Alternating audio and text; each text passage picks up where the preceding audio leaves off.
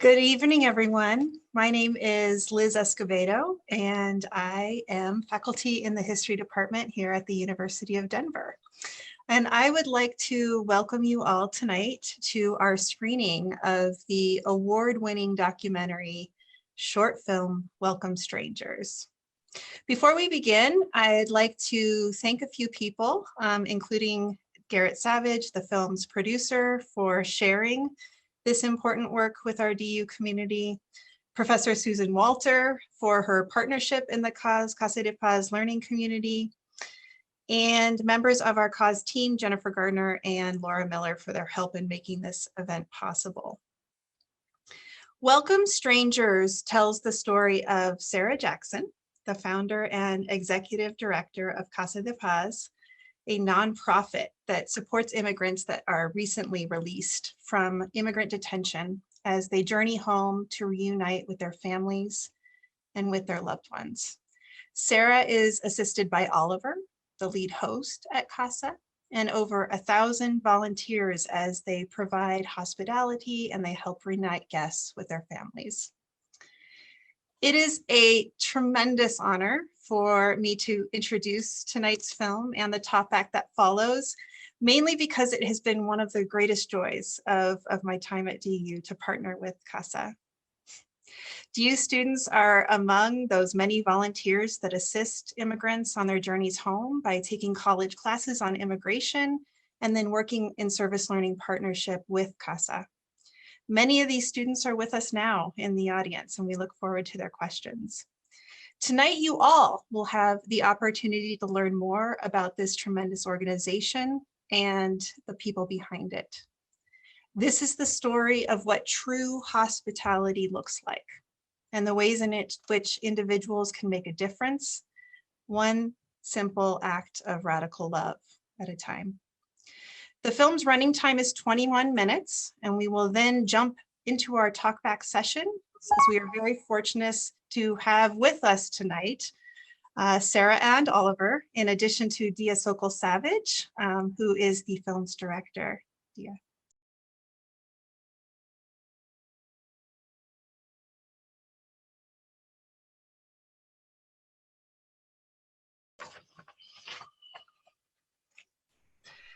Oh, I have to say, I watched this film a year ago and I cried then, and I don't have a dry eye now. So I think on that note, we'll just go ahead and welcome our panelists to talk about their experiences.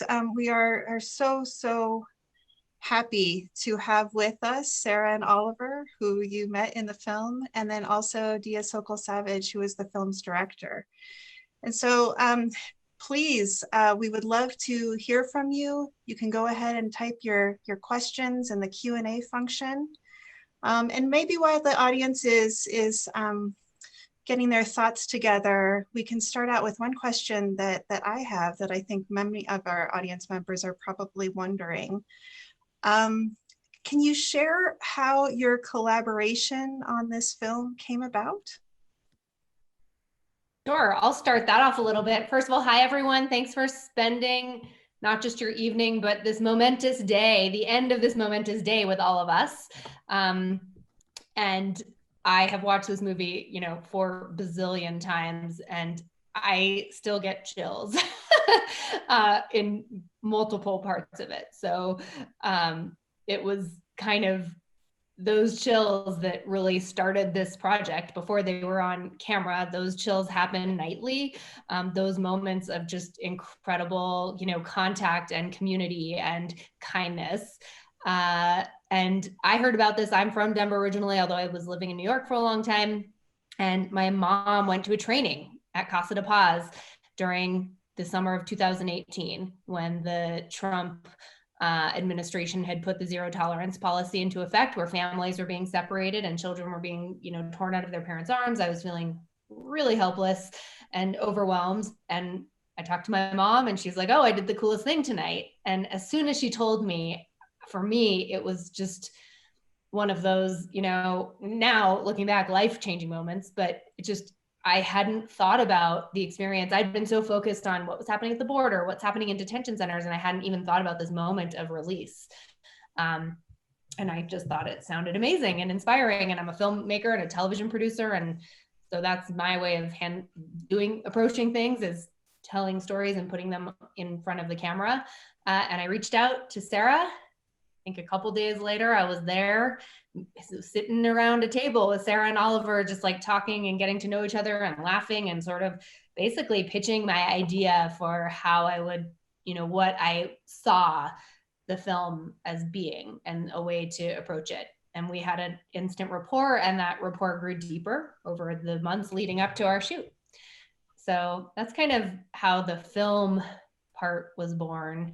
And we wanted it to be a tool, not like a promotional video for the CAHSS-Casa, but a tool to really engage people, through university screenings and at community centers and churches and synagogues, and just anybody who was like, what can I do to make my community a little bit better? So that's sort of how we saw it. And it's been such an honor to be able to be the filmmaker of this particular slice of what the CAHSS does.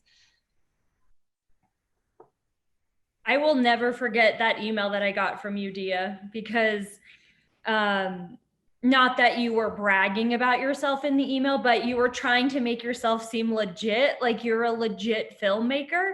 So I received this email from Dia, and she's explaining to me how she saw, or how she heard about the CAHSS through her mom, and she's interested in maybe making a documentary. Would I be interested? And then she sort of listed out all of these accomplishments. So she knew that this wasn't some kind of scam. And I remember thinking, like, there's no way that somebody of this caliber is actually interested in telling our story. I thought it was a scam. And I even looked at your email address. It was like a Gmail address. And I was like, oh, no filmmaker would email me from their personal email.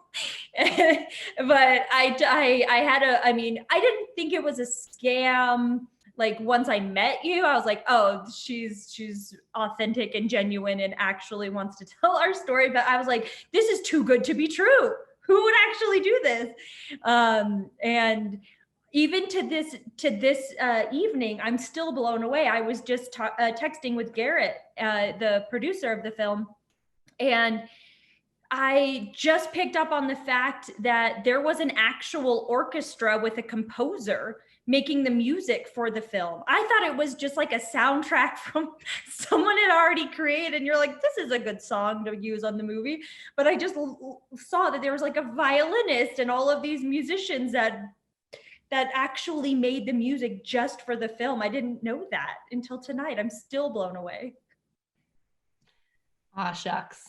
I do have I just use a Gmail address. It's not even my name. It's pretty unprofessional. I'm glad you read the email and responded. I do have like an official work email. I just never use it.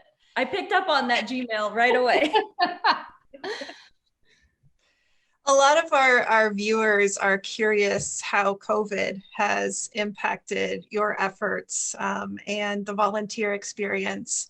I know many of us, when we watch films like this or TV, it's sort of, it's very jarring to see people being so intimate and talking with one another and touching one another, and there's no masks. And so if you guys could talk a little bit about how that experience has evolved and affected your efforts and impacted your operations.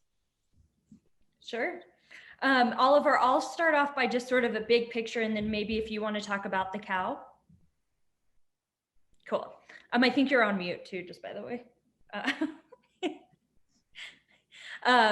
So yeah, COVID started hitting pretty hard. Actually, the last public event that I did before things started shutting down was at DU. We showed the film. And I remember nobody was wearing masks, but like we were very protective with like washing our hands because we were eating enchiladas or tacos, or it was really good. Tamales, yeah, it was really good. And then that next day is when things started shutting down. And I remember thinking, oh, that was, if I had to have like a last event for a while, to be able to do it at DU and with the film team. It's just no other way I would want it. But a couple weeks after things started shutting down with COVID, we saw a few mass releases from the detention center, anywhere between, I think we had 8 folks being released one day. There were 16 guys released the other a few days later. And our community, and those were basically humanitarian releases because they were shown to be in such high risk of contracting the virus if they were to be detained in a detention center. So there were some lawyers that came together from all across the country to make the case that there was, first of all, I don't believe that anybody should be detained, but there are a certain group of folks who are even more high risk. For example, one of the women that was released, she only had one lung. So if she were to contract the virus, it would be near, certainty that she would pass. So our community came alongside all of those folks, the mass releases. We'd never seen so many people get released at once, but literally within an hour of us telling our volunteers, here's what we need, here's how you can help, we had volunteers ready. Some volunteers felt safe enough to actually go to the detention center and be on site and work with folks on the ground who were being released. Other folks weren't so comfortable with that. So we created a new volunteer position, a remote volunteer position that would provide support for the on-site volunteers, researching plane tickets so folks could get home, calling family members to figure out which airport do they need to land in, all of that. And then, of course, we have, Oliver, you probably have a better answer as to how many masks we have, the homemade masks that people actually sew for us and make sure that they're really high quality so folks are being taken care of. One of the biggest things that COVID has impacted with the CAHSS, and we don't really get into this in the film, but I actually started the CAHSS not as a post-release support program like you watched there, but it was actually the original concept behind Casa de Paz was a hospitality home for families who were coming in from out of town to visit their loved ones who are detained. So kind of like the Ronald McDonald Home, but for families separated by detention. Well, ICE has suspended all of the in-person visits. So if a family in Texas wanted to drive up to Colorado to visit their mom or their dad or their son or their daughter who is detained, they can't do that anymore. So we don't see any families, we haven't seen any families since March because there's no reason for them to come up to Denver, because even if they got here, they wouldn't be able to go into the detention center to spend time with their family. The other thing that we started realizing pretty quickly on is that when you're in a detention center or a prison, you're actually 3 times likelier to contract the virus than if you were not. And that's just because you're in close quarters. One thing that I didn't understand until recently is that you actually have, if you want additional soap to keep clean, you have to buy your own soap from the commissary at the detention center. So it's spreading like wildfire in prisons and detention centers. And so what you saw in the film is a couple of years ago how we operated. When folks would be released from the detention center, they're released from the back door of the prison, which they still are, and they kind of wandered around trying to find their way to the lobby where they would wait for a volunteer. Or as you saw, Jesus, he was by the train tracks and Cassie was like, Casa de Paz, do you need Casa de Paz? And so when we understood that we didn't want anyone being released from the detention center to have to go back inside the lobby and wait for a volunteer to pick them up, because they could wait for maybe 10 minutes, but it could also be a few hours before we found a volunteer. We came together as a team, a volunteer team, and brainstormed a better option on how to make sure that folks being released were taken care of, boom, right away. And so I'll let Oliver describe to you our COW, which we call Casa on Wheels. And so Oliver, you want to talk a little bit about that? Oh yeah, absolutely. I'm very excited about Casa on Wheels because couple of years back when I was released from the detention, I had to wait for for hours before a volunteer will come and try to help me out. But now we do have Casa on Wheels. It's a van that has, it's a van that has like every basic needs that when the guests get released, we'll be able to help him or her. Like we do have cell phones in the car, we do have cash money, we do have snacks. We also have Wi-Fi internet inside the van. We do have clothes, and so I'm very happy. And we do have volunteers that they're waiting so that when they get released, we're able to help them pay the flight and take them to the airport or the bus station. So I'm very excited about that. And also we're still going to decorate the van to make it look more attractive, not like, because now it's like ice van. I was there the other night and I saw like the ice van came and like it looks exactly as our van. So we need to really distinguish. And also Sarah, I saw this other van with like, it's like outreach something. I don't know, it's like homeless, yeah, with a light on top. So I was like thinking if we can make like put like something inside or on top that reflects like Casa de Paz, then that will be awesome.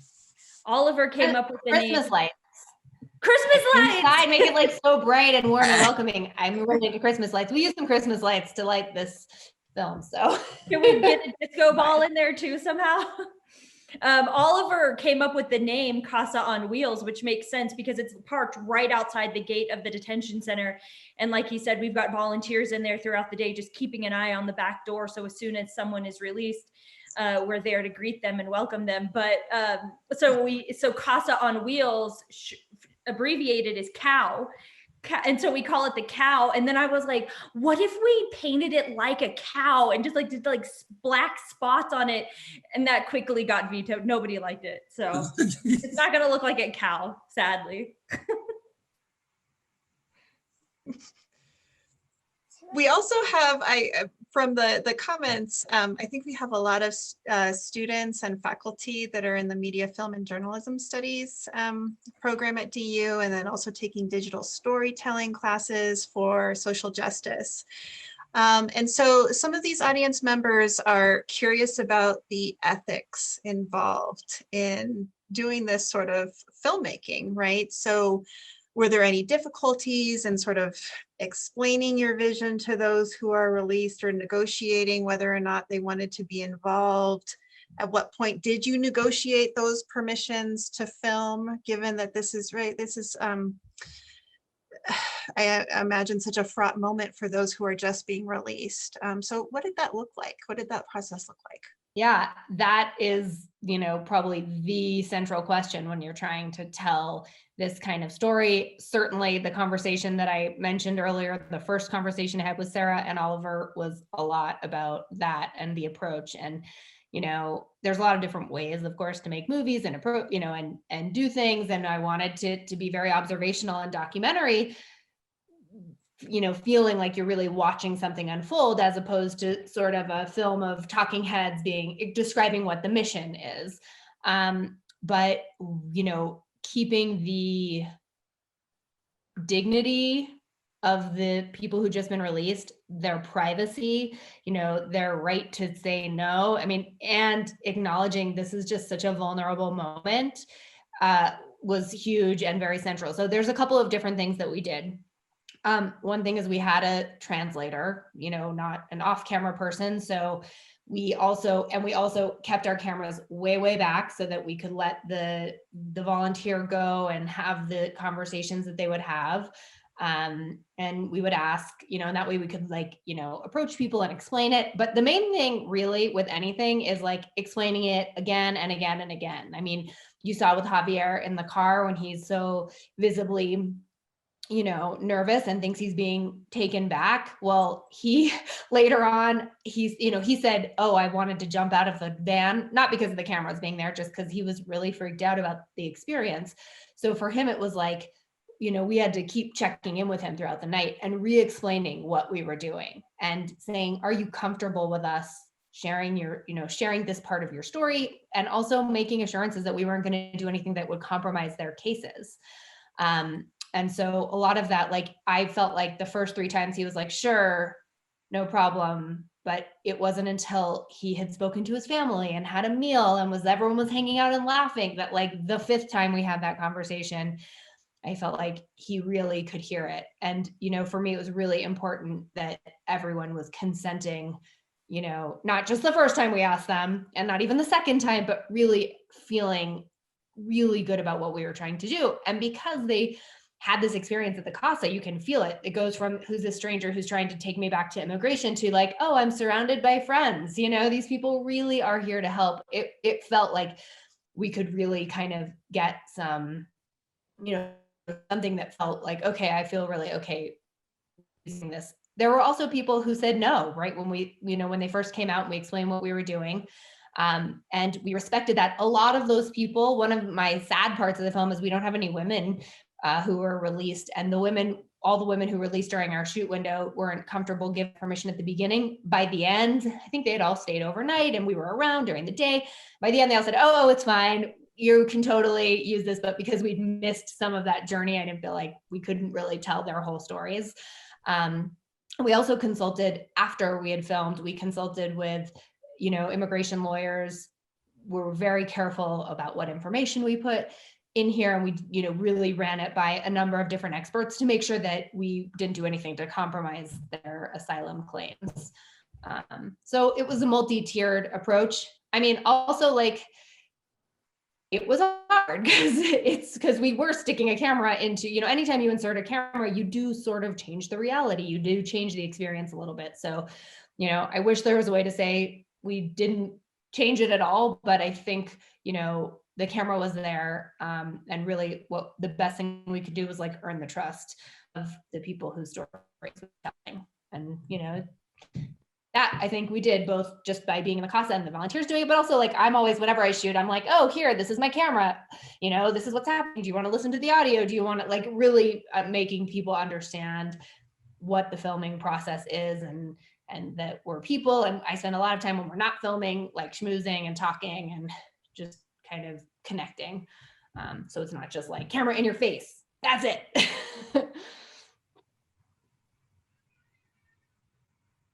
Oh, you're muted. You're on mute. Would think after a year of teaching during COVID that this would become natural, but no. We need 2 years, apparently. Right, exactly. No, thank you. No, we don't. No, we don't. One thing that I'd like to follow up on then, Dia, is sort of, again, that process, because we do have so many filmmakers and storytellers in the audience, in terms of that planning and production process for this film. So one audience member, Ethan Crawford, asks, did you plan all the sequences and shots that we saw in the film, or did you just record lots of moments and sort of let that story unfold organically? Yeah, great question. I love talking about filmmaking process. I could do it all day.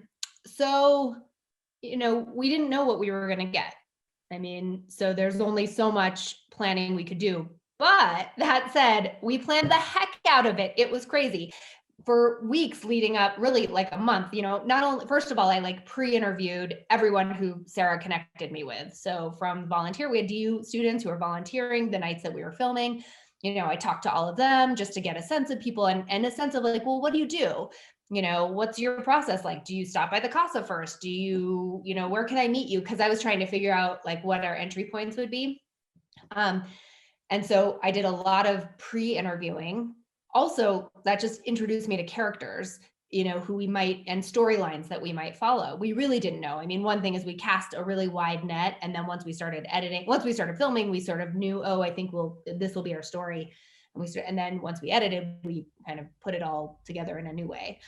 But we didn't know if anyone was going to get released during the week that we were filming. And so Sarah didn't sleep the night before we shot because she was like so stressed about it. But I had planned a full day just during the day of every activity I could think of, from at the time we were shooting, there was a lot of they were gathering letters that they delivered to people who are incarcerated. There was a lot of different activities. And so I also planned things that I could control. I tried, I invited people. I did a little, so not exactly a full documentary, but people who work with the CAHSS, I'd be like, oh, could you come by on this day? If that's the conversation you were going to have with Sarah, do you mind if I film it? And so I planned every single minute of the day. I sort of had stacked in case no one got released, or in case the people who got released didn't want to give us permission. And we figured, we could be creative. If they don't want to give us permission, then maybe we can, not show them, but tell the story in other ways. So you have to be a little bit nimble, certainly creatively, but I did plan everything as much as I could. And so that I could say to Sarah in good, honest faith, if no one gets released, that's okay. We'll still have enough from what we shoot during the day to represent some of what you're doing. And yeah, that included shot lists and how do we want to shoot the geo itself. And we were shooting at night. It was middle of winter, so it got dark early. So we thought a lot about lighting. We also, the house was really, we lit the house. I wanted, if you just turn on, a camera with no lighting, it can feel flat or whatever. And I wanted the house to feel a little magical because that's how it feels to me when I'm there. So there were a lot of production elements that we brought in. And then once reality was unfolding, once, something was happening, we stood back and let it happen and just tried to be in the right place at the right time. But also we had fun at the end by the end, a lot of the people who we were shooting with were I'd be I'd really love a shot of, we the shot of the door closing with Javier. We shot that 5 times and including Javier, we were all hysterically laughing. People would do goofy things. And we did a few things where we really thought, well, what's a nice closing image of this? So if people were on board and we were all kind of if there was a rapport and it felt comfortable, then we might even set up a shot a little bit just to have it. And it felt fun. I think it was fun for the people. It wasn't action, no, don't do that. It was just sort of oh, how could we explain this in a visual way? Do you remember Jesus when he left to go? One of the guys that got out, the one that we were that Kylie was saying Feliz Navidad to, and when he left to go to the airport that night, he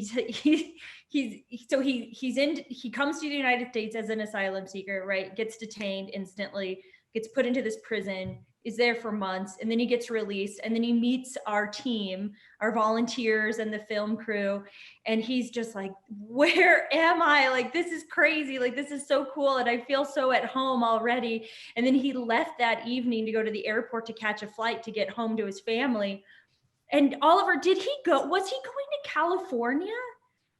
I can't remember if he was going to California or not, but he said, he said, I'm ready for Hollywood, right? In his Spanish, he's I'm ready for Hollywood, because he felt like a movie star. I'll never forget that. Yeah, exactly. That's the same thing that happened with the other Cameroon guy. So I was telling him that, hey, he just got released, and now they want to, I was telling him that he's a celebrity, and we're just laughing about it. So it was fun. Yeah, by the end, it was fun. At the beginning, I think it was more awkward. Yeah, I didn't know. It's hard. I also kind of could tell while we were filming that we were the order, we didn't, the edit of the film isn't necessarily the way that the order in which it was shot. And so we could kind of, I'm a television producer. I'm a showrunner and executive producer of a show called Teen Mom on MTV, and I've been doing it for more than a decade. And that's one of the few it's a reality show, but it's really documents reality. And we followed the same cast for a decade for some of the shows. And so I really always am looking it's much less about my idea of what the story should be and much more about what is the real story that's happening here. So, you know, I was really trying to like follow the story. And then even as we were shooting, I was thinking, oh, you know, might be the perfect way to introduce, you know, what they do. Even though like the Jesus with Sarah meeting him, I just kind of could feel like that's probably going to go at the beginning of the film, even though I think that was like shot on the third, you know, night that we were there. So there is some sort of like, as you're doing it, crafting it. And then when you do that, you've got to think, well, do I have the pieces to make this feel like a beginning? So sometimes that's something kind of for me that was going through my head to make sure that it could, if I did move it around, that it wasn't like, well, as I already told you, no, you haven't told me that yet. Well, I think one of the most beautiful parts of this film is sort of those moments of connection of individuals that normally wouldn't be coming into contact with one another and engaging with one another and, you know, breaking bread with one another. And I'm wondering, we had a couple people comment in the Q&A about how does CASA navigate sort of those differences? So, you know, language differences, for instance, and those moments when it's hard to sort of translate, but you're making that really important human connection. Well, one thing we do is Google Translate all day, every day. You know, I think one of the most surprising things about being part of Casa de Paz is realizing that it's not just people who speak Spanish that are detained in the detention centers. Like I called it Casa de Paz because I thought, you know, that most of the people detained were Spanish speakers. And now 8 years later, we've hosted over 3,000 guests from 77 countries. And if you were to tell a volunteer, you have to be fluent in, you know, 77 different languages before or more than that, you know, before you can volunteer, nobody would be able to volunteer. So Google Translate is really helpful until it's not helpful, because we've hosted guests that speak a language that Google Translate doesn't even have. And then there's just a lot of hand motions and, you know, like, what time are you going to fly? You know, call your family. Are you hungry? And I think, and Oliver's funny. He always says, well, you know, even if there is a miscommunication, he always says, well, nobody died. You know, maybe we got the wrong time for the plane ticket, or maybe we got them to the airport a little bit late or whatever. And my personality, I'm a very anxious person, and I'm just always like, and he's, nobody died. But I remember this one day, I don't remember, Oliver, if you were there or not, but we hosted a guest from Nepal, and he had a huge stack of legal paperwork that he was released with.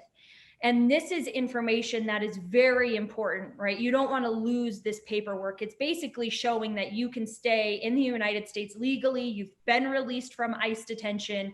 So if anyone were to ask him a question on his way home, a police officer or TSA or Border Patrol, wherever, right, he was able to prove with that thick stack of paperwork that he was okay to legally be allowed in the US. And so he didn't have anything to keep those papers safe other than this very thin plastic bag that the detention center gives folks who are being released. And this plastic bag can rip at any moment. It's so thin. It's even thinner than like a King Soopers plastic bag. And so we have backpacks at the CASA so that when folks come, they can put their really important paperwork in the backpack, zip it up, keep it on their body at all times, right? If they go on a bus, we tell them, don't put your backpack underneath where all the other luggage is, keep that with you. So this guy from Nepal, I didn't speak his language. He didn't speak any English. And my mom happened to be there at that time. And she was giving him a backpack so that he could put all of his paperwork in. And he was very shy to accept the backpack. And my mom is the opposite of shy. She's very like kind of in your face. So she's like, here, take the bag, take the bag. He's like, no, it's fine, it's fine. My mom wouldn't give up, right? So she's like, here, take the bag, please. So finally he takes the bag. And then a couple hours later, as the evening kind of died down, he came up to me and we were talking, we were on the couch and we got Google Translate, and and he put it in the phone, and he gave me the phone, and I looked at it, and he was asking how much he owed me for taking the backpack. He thought my mom was selling the backpack to him. Oh, I was like, no, this is a gift. Like, my mom was trying to be nice to you and give you this backpack. And he thought she was trying to sell him a backpack, and he didn't have the money for it. And it was just, so now we learn from that. And now we say, we always let guests know, hey, would you like a backpack? You can pick out whatever backpack you'd like. It's the gift for you, right? But we didn't know to do that until we made that mistake. Thankfully, he laughed about it. So then we were like, do you want two now? He's like, no, just one. We have a couple questions too for Sarah and Oliver.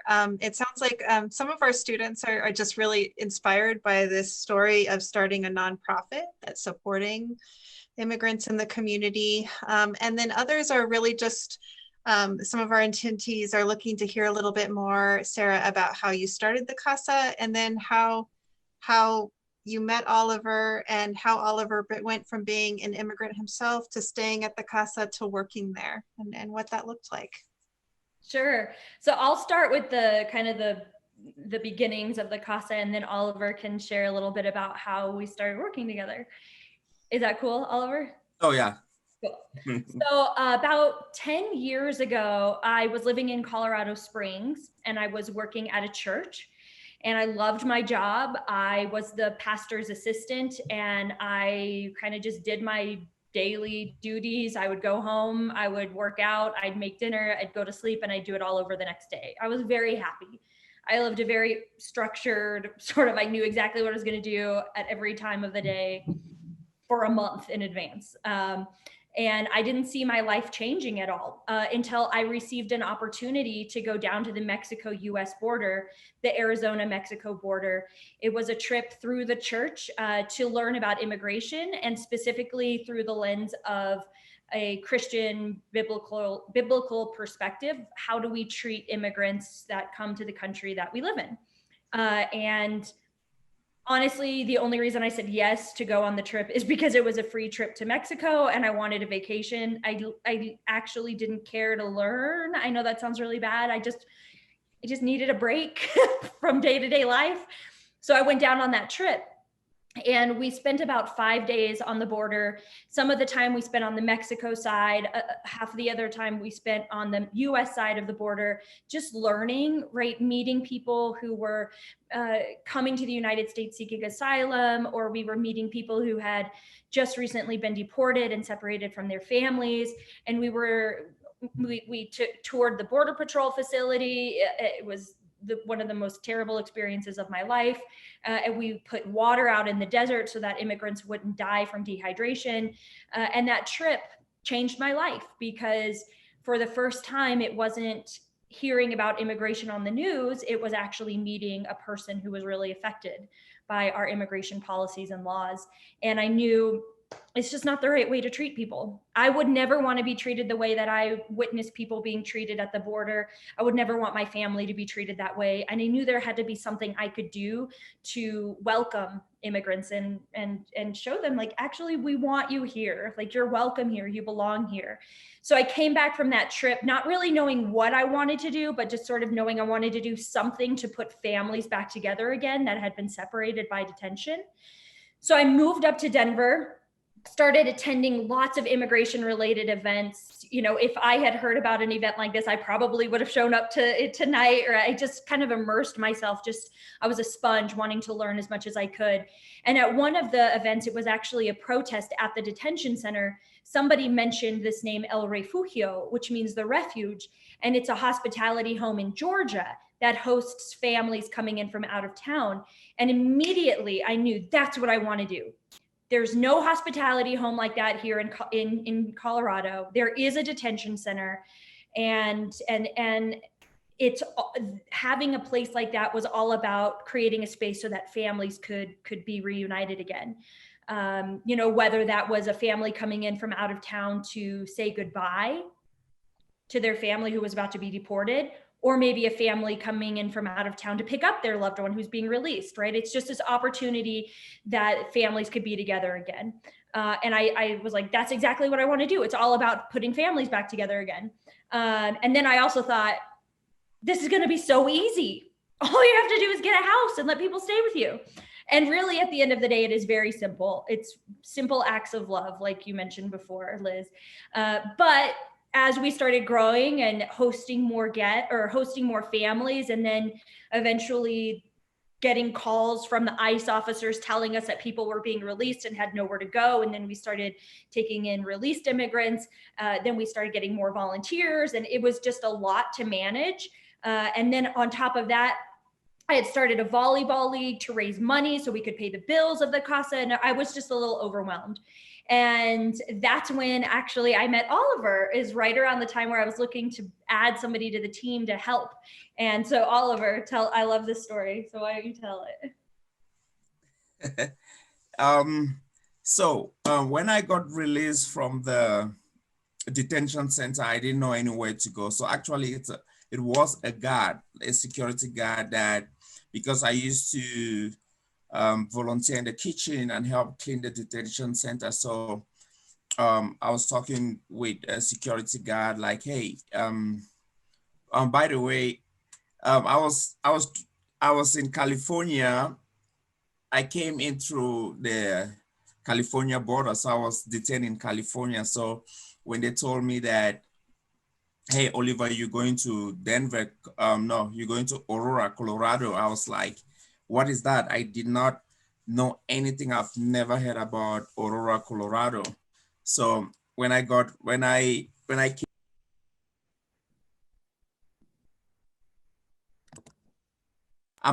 was I on mute? Just for a little bit. You're fine now.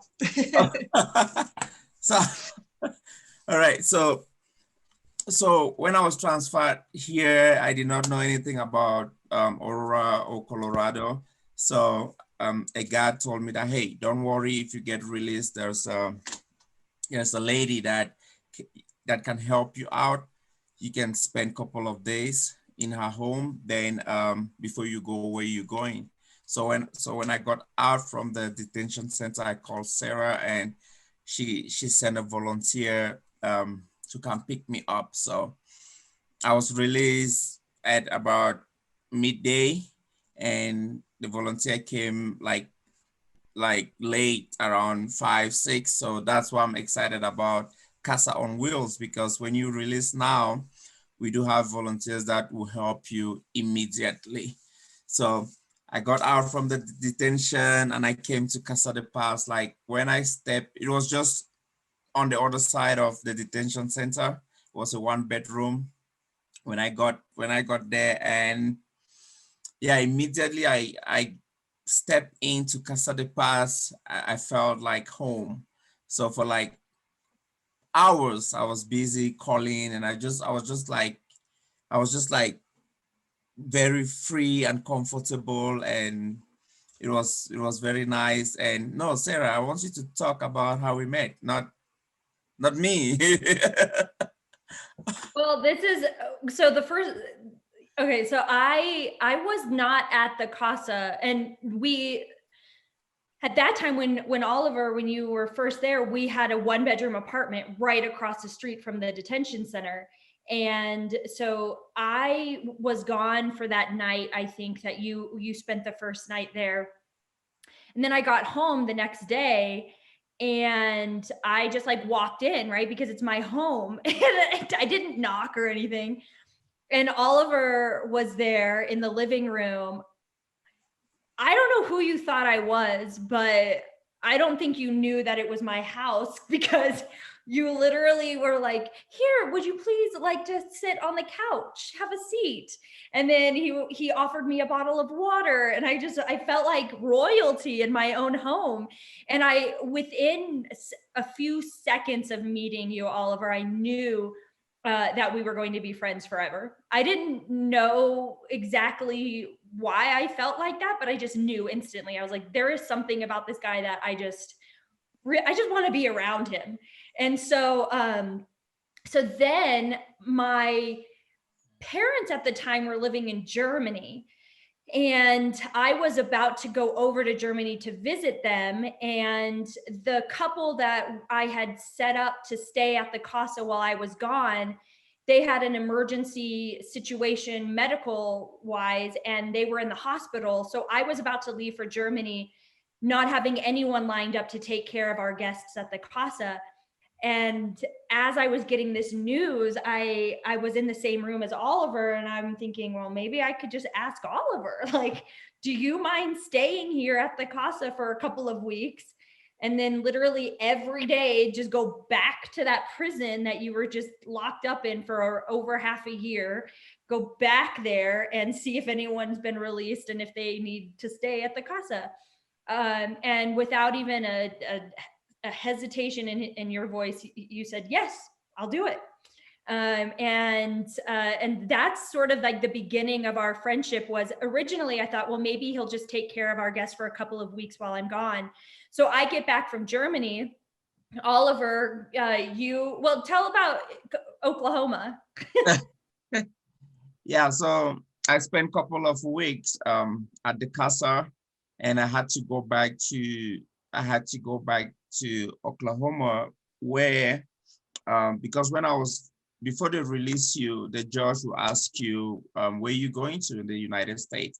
So I didn't have any family. I don't have any family in the States, so I had a friend's address in Oklahoma. So I went to Oklahoma because I thought I must go to Oklahoma because that's the address. That is the address that I gave to the immigration court. So I went to Oklahoma for a couple of months, and I loved Oklahoma. I enjoyed it. And he's totally lying. Oh my God. I went to Oklahoma. I did not like Oklahoma. It was in Tulsa, actually. So not because it's a bad place. It's just that it's not a place for me, because like when I was in Denver, I just catch a bus. I go downtown, I play table tennis, and I can just walk to a soccer field. But in Oklahoma, it was hard because the friend that I was staying with, he's a pastor, he goes to school, he has 3 kids.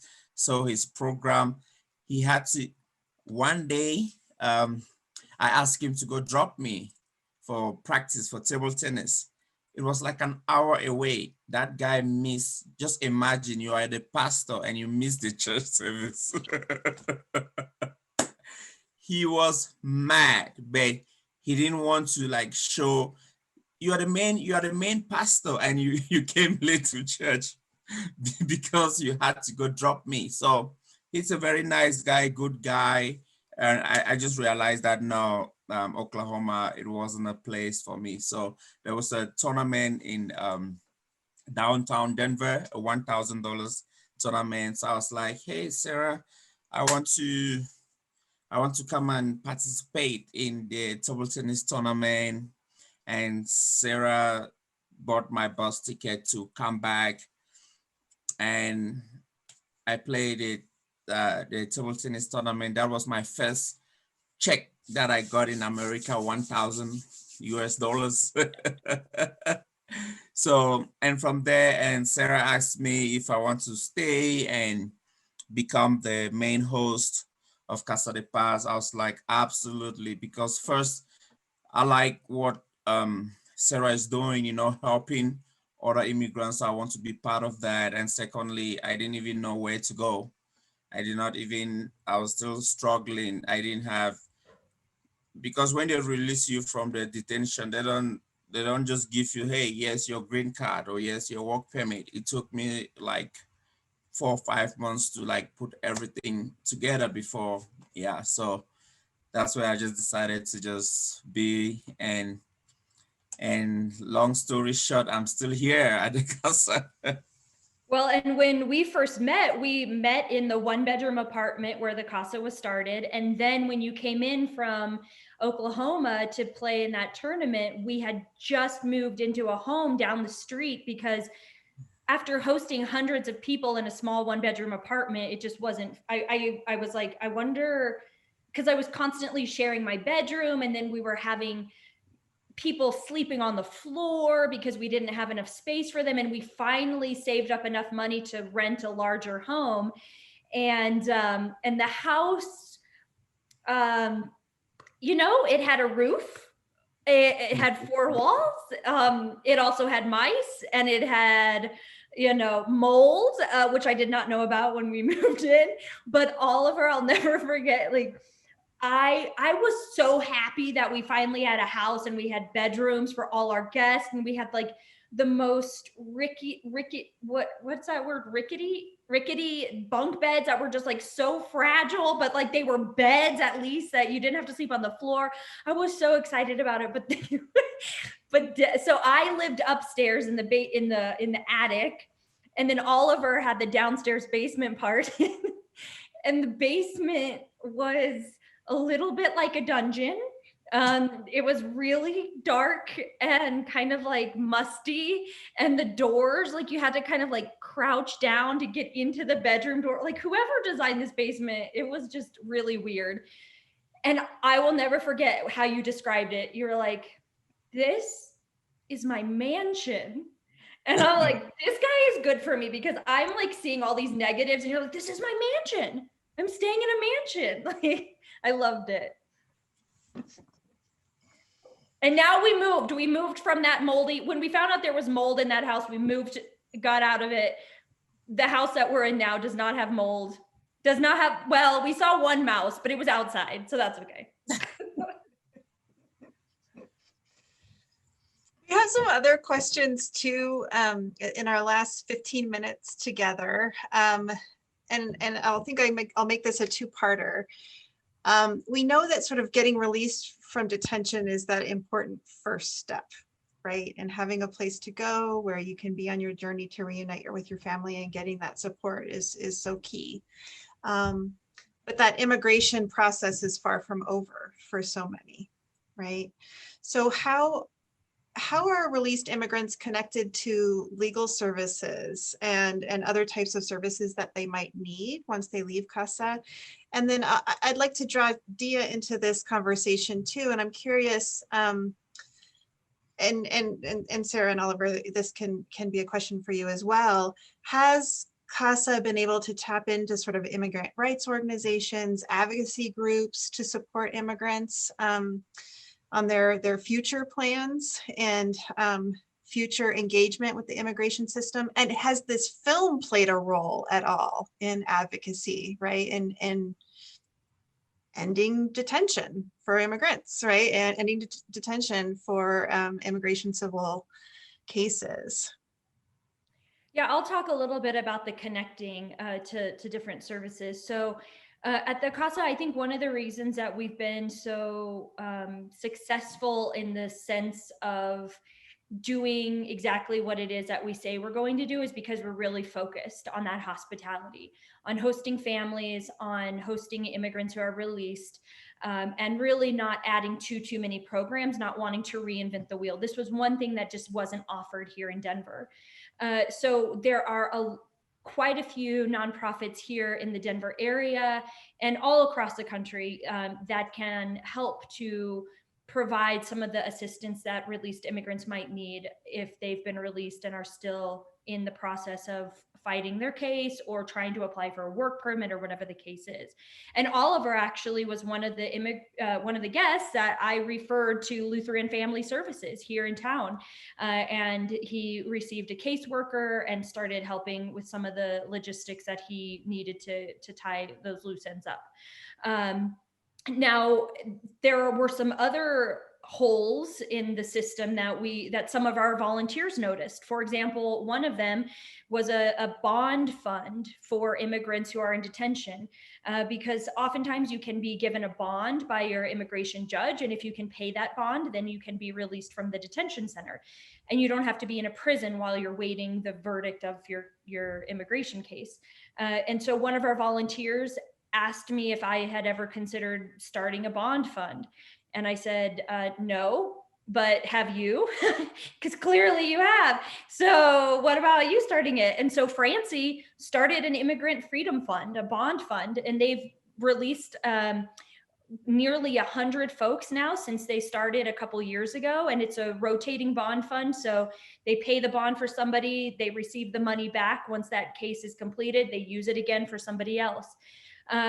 Now, Dia, if you want to share a little bit. Oh, and then also, so, you know, like you saw today, a lot of folks that stay at the Casa, they go to somewhere else. They don't stay in the Denver area. Some do, but most don't. Like probably 95% of guests go somewhere else. And so by this time, we have created a really good network of other nonprofits across the country. So if we know somebody is going to Los Angeles, or somebody is going to Baltimore, or somebody is going to Missouri, or whatever the case is, we can connect them to other nonprofits that will be able to help them, you know, from there. But yeah, Dia, if you want to talk a little bit about that. I also just like piggyback on what you're saying, which is that there are still lots of holes. You know, I think that, you know, nothing is, we did a screening last week with an organization in Colorado Springs where a woman basically just started talking to immigrants in her community and families. And I think she's a teacher. I don't know if that was her way in, and saying, well, what do you need right now? And what's helpful? And from that started a group, you know, and now it's a bigger group, and they are realizing that, oh, there's things that we can do, like accompany people to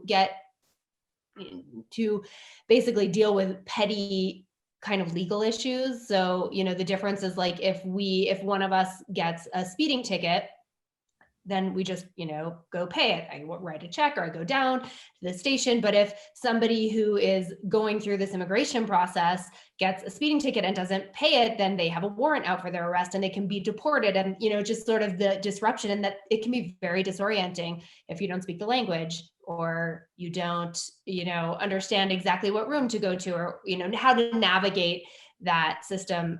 You know, and a lot of people like just need help plotting out bus routes from school to work to, you know, daycare for their kids. So I think there's still a lot of places that people can step up and think about, what could I do here? As far as the film being something that's changing policy, we're sort of still at the beginning. I mean, our screening at DU a year ago was one of the first screenings we've done. And right now we've really been focusing on community groups to have conversations like this. And maybe that will be part of what's motivating people to do, you know, to get involved with Casa de Paz, figure out their own ways that they can contribute. But also we, you know, even in situations like this, try to share the resources that are out there, or encourage people to support legislation, you know, call your senator or your congressperson and, you know, support legislation that is going to really help immigrants. But yeah, the film itself, I don't know, we haven't really, I think we would like to get it in front of representatives and try to move the needle a little bit on policy. Certainly the day that I met with Sarah years ago, you know, she was talking the next day with the head of ICE in Colorado about why people were being released out the back door of the facility, which is just, you know, it's like incredibly, it's weird and disorienting, and it's even worse than being released out the front. Not that that's that great. And now, you know, it's 3 years later and people are being released out the back door. So I think there's some ways I would love for the film to be used to just improve the experience of people. And I think also, you know, on this day, this inaugural day, that we can anticipate, you know, some very big changes. I've been really inspired by all the people I've met through Sarah and Oliver and the CAHSS who are doing immigration work. We had a conversation with an immigration lawyer last week who was saying that trying to practice, like to work for asylum under this particular administration has truly just been hellish. You know, so restrictive and so difficult. And part of that is because the administration took away the prosecutor's ability to say, we're going to prosecute this case, but we're really not going to sweat, you know, the woman who has unpaid library fine. I mean, it's probably not a library fine, but you know, these like minimal things, but works a job, has 3 children, has been here forever. Like the problem with the last 4 years is that all immigration cases have been equalized, and they haven't been able to operate, you know, have any discretion as to what they pursue. It's been very, very harsh. So hopefully this, there will be some changes. Although I always like to say, Sarah said to me, this was around this organization's been operating before Trump and it's going to operate afterward. So it by no means solves the immigration policy problems in the US. And I know that one guy that he finished reading the book that I just wrote, and then he watched the film, this documentary, and he actually had money invested in Geo in his retirement account. He didn't really know that he had money invested in Geo. And then when he found out, this is a for-profit prison that's detaining immigrants and treating them inhumanely, no thanks. And he divested his money. So there's one practical example of how the film, is, and maybe we think, okay, it's one person, but that's how it starts, right? One person, and then another, and then another, and then another, and then, so I think that those seemingly small responses are a lot bigger than I think we give ourselves credit for. And there are some great films that are talking about for-profit prison systems, not just for immigration, but for just criminal justice, racial inequality. I mean, there's a lot. I think there is a movement, building and growing, hopefully, to raise awareness that this is pretty bad for communities. I know I made this film as a short with there was some real intent behind that. I sort of felt like if I had made, certainly there's a feature film to be made in this space and with the CAHSS, but I felt like that would really end up encompassing, policy, and there's nothing wrong with that. It was interesting and intriguing. And also there are other groups that help immigrants. We talked about Sarah, but some of the things that you didn't see in this cut, but that will probably be in our PBS version or, longer version, is there was like a guy at the gas station who all the immigrants would go, we kind of wandering around this area, but there's a gas station and he brings people in and gives them coats and drinks and food. And then there's a Sikh temple where they also, they often will take some of the, Indians and Southeast Asians and they go there. So there's a whole sort of network, almost like an underground railroad network of people trying to help immigrants, in these places where there is, the most mind-boggling thing to me is that people think it's a good idea just to release people onto the streets, not just for the poor people who are totally disoriented, but like, that's not what any of us want in our communities. So it's just the fact that there is nothing here addressing this need officially, is pretty outrageous. And I think Sarah's done a really good job of starting to talk to representatives in this state, at least, about maybe how to address some of that. So on this inauguration day, and we just have a couple minutes left, we've had some audience attendees asking, what are your hopes to see from the Biden administration? And again, we realize this is a bipartisan process, right? This immigration system that we have built that is so dehumanizing. What are you hoping to see with the new administration? Oliver, what are you feeling? I haven't even asked you that question. I know, like, for example, detention centers has been there for forever in the United States. So it's not something that Biden would just come and everything will just vanish and life will continue. It's going to take a while, but I'm very hopeful that it's not going to be like the past couple of years. Like, I've been here 4 years, more than 4 years. I'm still, like, today, I'm really like relieved, I'm really relieved and very hopeful that things will get better, because I know that I've read a little bit about Biden plus his work with Obama, and I just believe that they're a little bit nicer. So like immigrants, but like Trump, it's worse. Like the immigration process now, I can tell you, like my wife has been here almost more than a year plus. She still cannot have a work permit. We're still waiting for more than almost 2 years. So just to get a work permit. So I just think that I'm just hopeful, and I know that even if they don't fix anything, it's still going to be better than this administration. So fingers crossed and just hoping for the best. Yeah, I mean, talk about setting people up not to succeed, like to be here and not be able to work just makes me Yeah. Yeah, I hope he's gonna write. I haven't checked the news and all the executive orders that have been signed since a few hours ago, but for sure, I think we're gonna see just some instantaneous changes to immigration policy, being able to be put into effect tomorrow. Well, he already today stopped construction on the border wall, so there we go, day one. But I thought Mexico was like paying for that wall, so what do we have to lose? Right. What was I thinking? Sarah, do you have a final thought about what you'd like to see happen?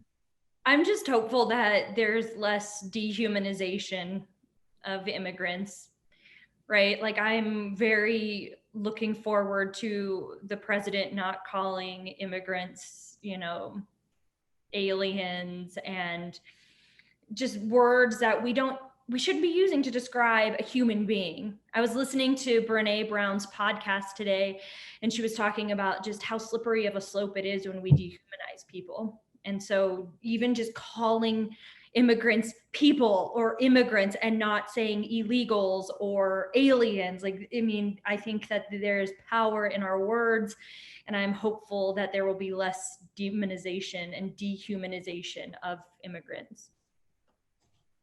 And that's just everything you do every day, Sarah, goes to enforce that. I mean, I felt like I got such an awesome crash course, and education from meeting you, which is like, oh, we don't call them the detainees, we call them guests, it's like, and just starting from that seed and growing to the way you talk about, talk to all of your guests.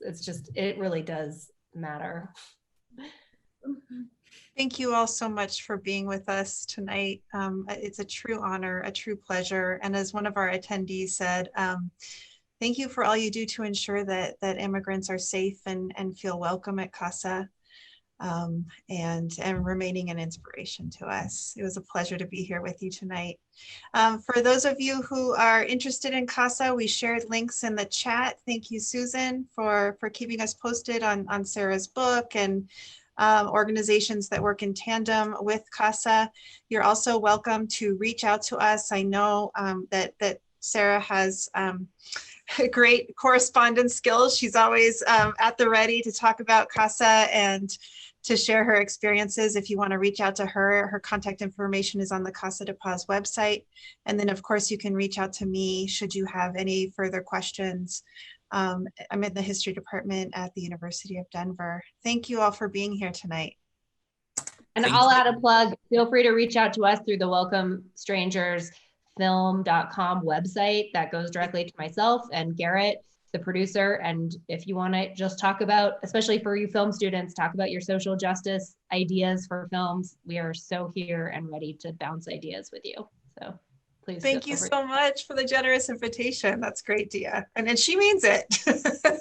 Garrett and Dia are a dynamic duo. So thank you. Take care. Bye-bye. Bye. Bye, everyone. Bye, Good night. everyone.